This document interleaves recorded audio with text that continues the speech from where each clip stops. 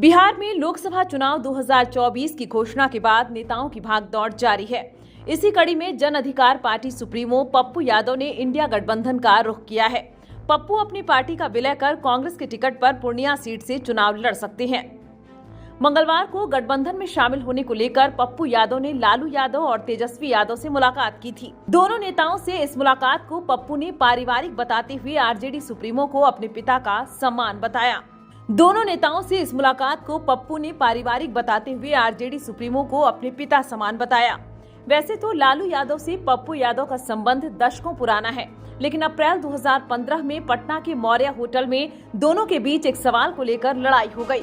यह लड़ाई इतनी बड़ी थी कि लालू ने पप्पू को भरी मीटिंग से भगा दिया था।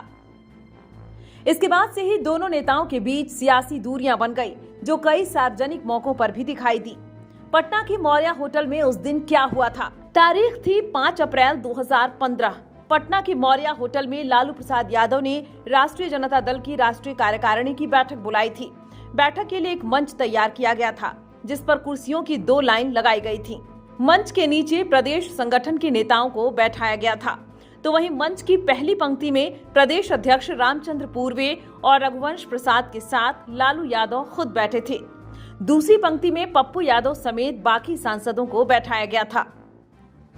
मीटिंग में लालू परिवार से सिर्फ तेज प्रताप शामिल हुए थे, जो मंच के नीचे बैठे थे।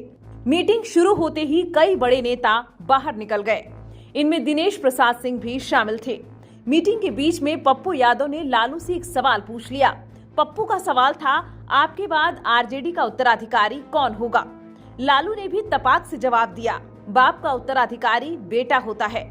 लालू के जवाब ने पप्पू के अरमानों पर पानी फेर दिया। पूरे होटल में लालू और तेजस्वी के नारे लगने लगे।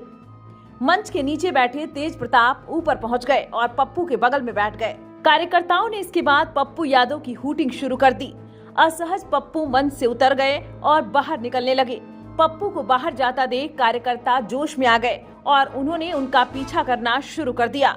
लालू भी पप्पू को डांट फटकार लगाकर भगाने लगे। इस घटना के 1 महीने बाद पप्पू यादव की आरजेडी से छुट्टी हो गई थी। पप्पू पर पार्टी विरोधी गतिविधि का आरोप था। उनके निष्कासन पर आरजेडी अध्यक्ष लालू यादव ने खुद मुहर लगाई थी। आरजेडी से बाहर किए जाने के बाद पप्पू यादव ने खुद की जनाधिकार पार्टी बना ली।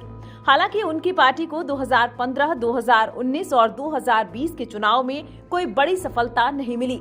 2019 में पप्पू खुद मधेपुरा सीट से चुनाव हार गए। उनकी पत्नी रंजीत रंजन भी सुपौल सीट से जीत हासिल नहीं कर पाईं। 2015 में पप्पू यादव ने बड़ा वादा किया था। उन्होंने 2015 के विधानसभा चुनाव से पहले घोषणा करते हुए कहा था कि अगर तेजस्वी यादव विधानसभा चुनाव जीत जाएंगे तो मैं राजनीति छोड़ दूंगा। 2015 के चुनाव में तेजस्वी यादव राघोपुर सीट से चुनाव लड़ रहे थे। उनके बड़े भाई तेज प्रताप महुआ से उम्मीदवार थे। तेजस्वी ने इस चुनाव में बीजेपी के सतीश कुमार को करीब 23,000 वोटों से हराया। तेज प्रताप भी महुआ सीट से जीत हासिल कर विधानसभा पहुंच गए। हालांकि बाद में पप्पू यादव ने अपने इस बयान पर पलटी मार ली। 1967 में जन्मे पप्पू यादव को 1990 में पहली बार राजनीतिक संजीवनी मिली। 1990 के विधानसभा चुनाव में वे सिंहेश्वर विधानसभा सीट से निर्दलीय जीतकर सदन पहुंच गए। 1991 के लोकसभा चुनाव में उन्होंने पूर्णिया सीट से जीत हासिल की। पप्पू इसके बाद कुल 5 बार सांसद चुने गए, 3 बार पूर्णिया और 2 बार मधेपुरा सीट से। 2 बार उनकी पत्नी भी सांसद बन चुकी हैं। पप्पू यादव की पत्नी रंजीत रंजन अभी राज्यसभा सांसद हैं।